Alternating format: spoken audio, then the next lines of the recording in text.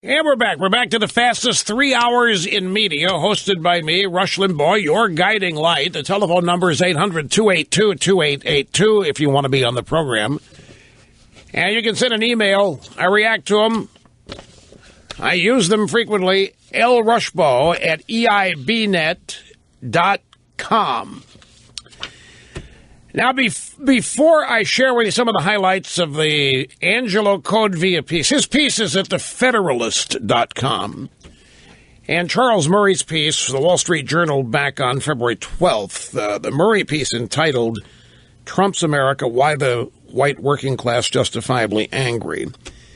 But I had a good question right before the break. Hey, Rush, what I don't understand is why none of this class frustration hasn't manifested against the Democrats.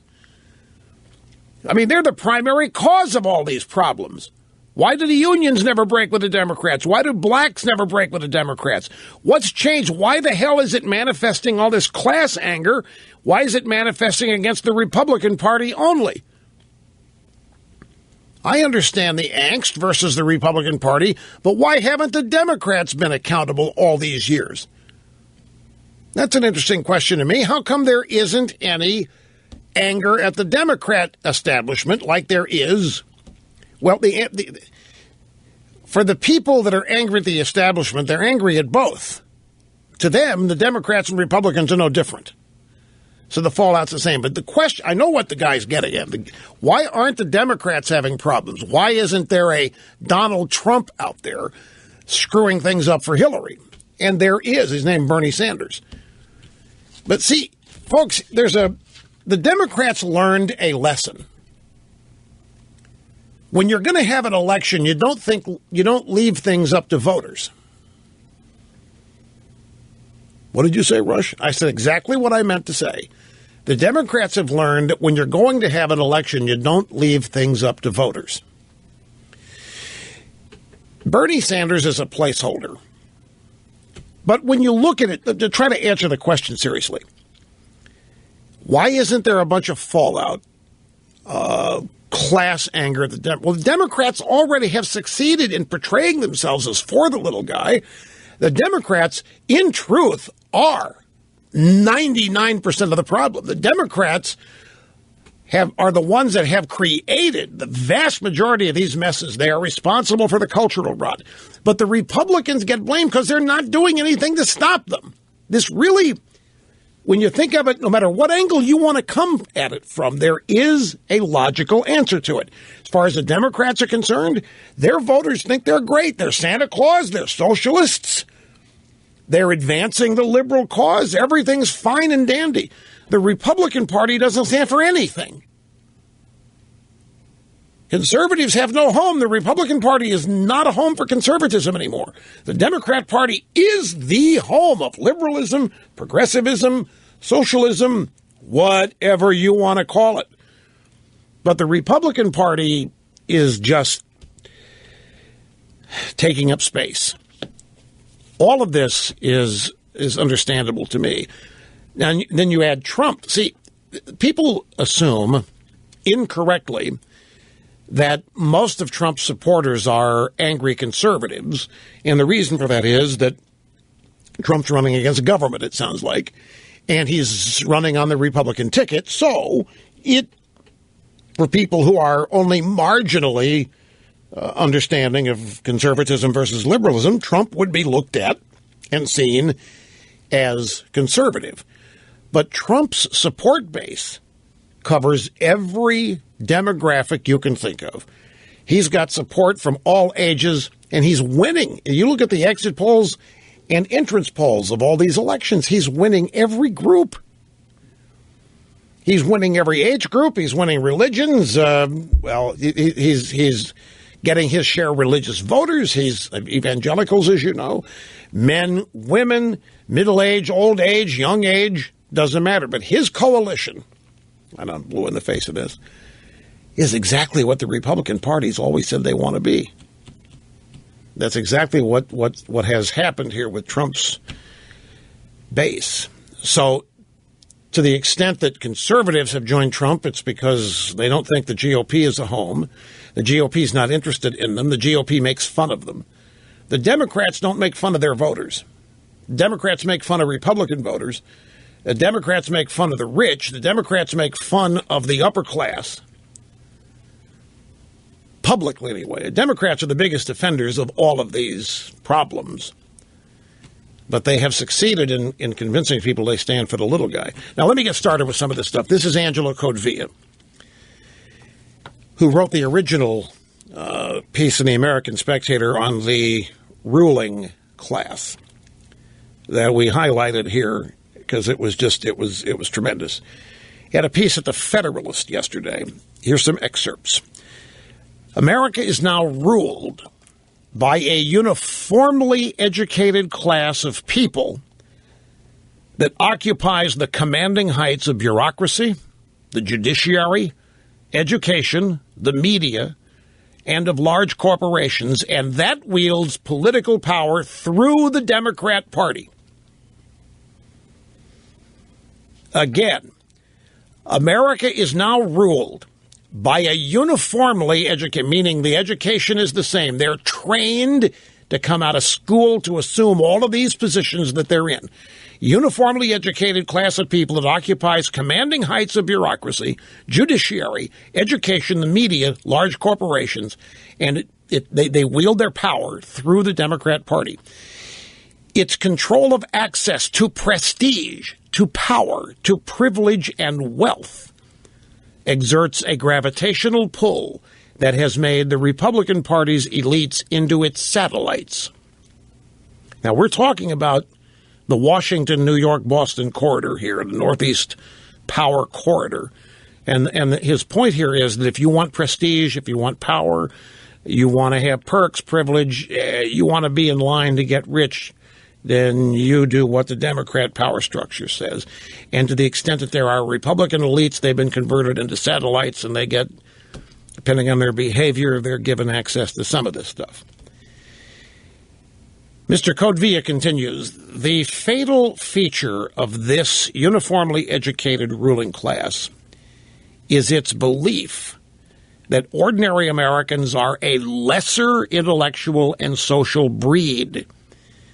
Its increasing self-absorption, its growing contempt for whoever will not bow to them, its dependence for votes on sectors of society whose grievances it stokes. Codevilla is such a brilliant writer. What that means is the Democrat Party has succeeded in creating dependence among groups of people whose grievances it stokes. They've created this grievance culture. They give them the reason to keep grieving and getting ticked off, claiming they're going to be the solution to it, which they never are. All of this has led this ruling class to break the most basic rule of Republican life, and that is deeming its opposition illegitimate. Deeming its opposition illegitimate, which is what's happened to the conservative/Republican political wing in this country. The left has succeeded in delegitimizing it. Without that, there cannot be a republic. We're going to end up with an authoritarian, tyrannical dictatorship or something along those lines when the opposition has been deemed illegitimate. And yet it's the Democrats that run around talking about cooperation and a level playing field and bipartisanship and working together when they have ended any possibility of any of that. They have delegitimized the opposition. And the opposition has sat back and let it happen. The ruling class insists on driving down the throats of its opponents the agendas of each of its constituencies and on injuring people who get in the way. This has spawned a Newtonian, i.e. gravitational reaction, a hunger among what may be called the country class for returning the favor. In other words, all of this has created in average, ordinary, middle-class America a desire to pay these people back for what they've done. Ordinary Americans have endured being insulted by the ruling class's favorite epithets: racist, sexist, and above all, stupid. They've had careers and reputations compromised by just saying the wrong word in front of the wrong person. They have endured dictates from the highest courts in the land that no means yes, that public means private, that everybody's entitled to make up one's meaning of life, and that whoever thinks marriage is exclusively between men and women is a bigot. He's citing Supreme Court decisions here that violate all tenets of common sense. Trying to stop the cycle of political payback with another round of it, that's Trumpism. Code Villa is not a Trumpist. Trying to stop the cycle of political payback with another round of it, while not utterly impossible, is well nigh beyond human capacity. No wonder, then, that millions of Americans lose respect for a ruling class that disrespects them, that they identify with whomever promises some kind of turnabout against that class, and that they care less and less for the integrity of institutions that fail to protect them. But not only do opposing sets of wrongs not make anything right, as I have argued before, trying to stop the cycle of political payback with another round of it, while not utterly impossible, is beyond most human capacity. Neither Obama nor Trump seem to know or care that cycles of reciprocal resentment, of insults and injuries paid back with ever more interest and ever less concern for consequences, are the natural fuel of revolutions, easy to start and soon impossible to stop. He's including Obama here. Obama's done exactly what Trump's doing. Everything Obama's doing is based on resentment. His group of people resent the way the country was founded, resent the way the country grew, resent what the country became, resent how the country became structured, resented this, resented that. And Obama's sole mission has been to pay everybody back, and he's doing it. And Code Villa is right about that. I don't even need to read it from Code Villa to understand it and agree with it. It's exactly what Obama's all about. Giant chip on his shoulder. We've been at countless times. Code Villa's point is that Trump comes along and is encouraging similar payback. And he said it's totally understandable people want to do it, but it never works.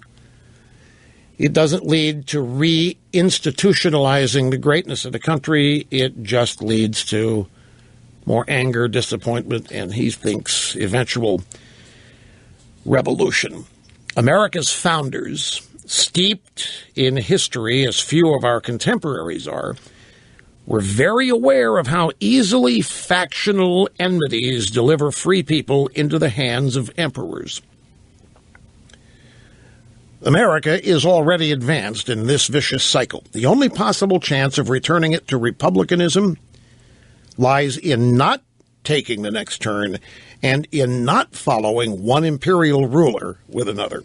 So that's the excerpts from Code Villa's piece in The Federalist, in which he does two things. He makes the case for total understanding of the anger and frustration that exists, and then suggests that following somebody like Obama with something similar but from a different angle is not a solution. Now, many people disagree with that, but that's Code Villa. Now, here's Charles Murray, and his piece, Trump's America, Why the White Working Class is Justifiably Angry. Now, this is a much longer piece, but I will excerpt enough of it to give you the flavor. It's in the Wall Street Journal on February 12th. That means it's behind a paywall. We'll still link to it at rushlimbaugh.com. Maybe it's gone free side by now. We'll find out. If you are dismayed by Trumpism, don't kid yourself that it will fade away if Donald Trump fails to win the Republican nomination. Trumpism is an expression of the legitimate anger many Americans feel about the course their country has taken, and its appearance was predictable. It is the end game of a process that's been going on for 50 years. That is America's divestment of its historic national identity. The eminent political scientist Samuel Huntington wrote in a book, his last book, 2004, Who Are We? Two components of that national identity stand out. One is our Anglo-Protestant heritage, which has inevitably faded in an America that is now home to many cultural and religious traditions. The other component is the very idea of America, something unique to us.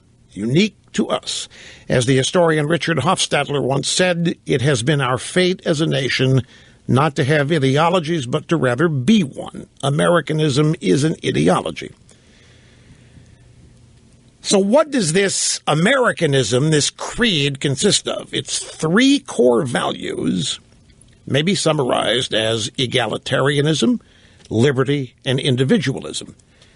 From these three flow other familiar aspects of the national creed that observers have long identified: equality before the law, equality of opportunity, freedom of speech and association, self-reliance, limited government, free market economics, decentralized and devolved political authority. But that creed has lost its authority, it's lost its substance. What happened? Well, many of the dynamics of the reversal can be found in development across the whole of American society, in the emergence of a new upper class and the emergence of a new lower class, and in the plight of the working class caught in between. The new upper class consists of the people who shape the country's economy, politics, and culture. The new lower class consists of people who've dropped out of some of the most basic institutions of American civic culture: work and marriage. Both of these new classes have repudiated the American creed in practice, whatever lip service they may still pay to it. Trumpism is the voice of a beleaguered working class telling us that it is falling away. Successful Americans stubbornly refuse to accept the mantle. In the old days, even Marx and Engels commented on this, and so did Tocqueville.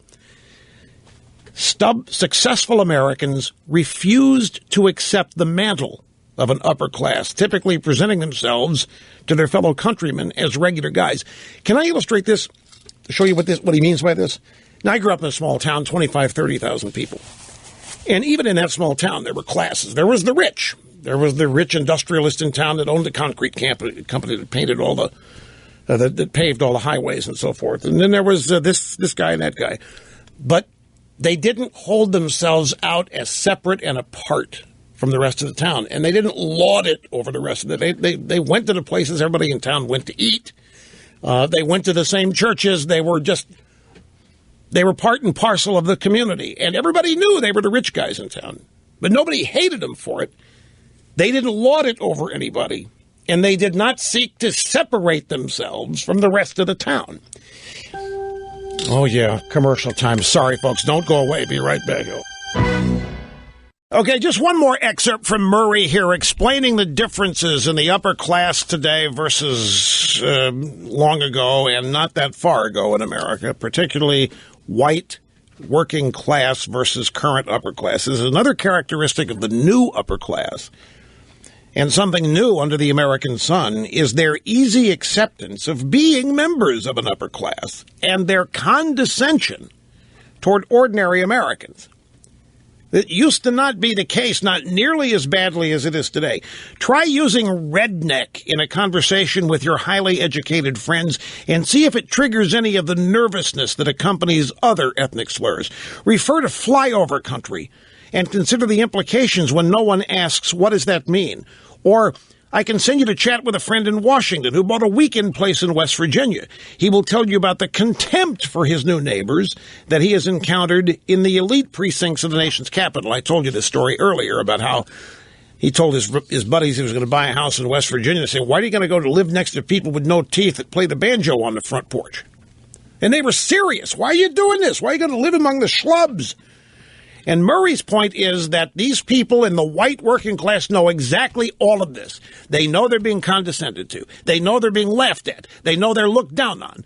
They know they're being made fun of, and yet they think of themselves as the backbone of the country. They're the ones that join the military. They're the ones that lose family members in war. They're the ones that are making the country work. They are the backbone. They're being laughed at, mocked, made fun of, and they're tired of it. And they're tired of being blamed for all the problems by the media, and it's that simple. The Charles Murray piece delves into much deeper detail, such as this work and marriage have been central to American civic culture since the founding, and this held true for the white working class into the 60s. Almost all of the adult men were working or looking for work, and almost all of them were married.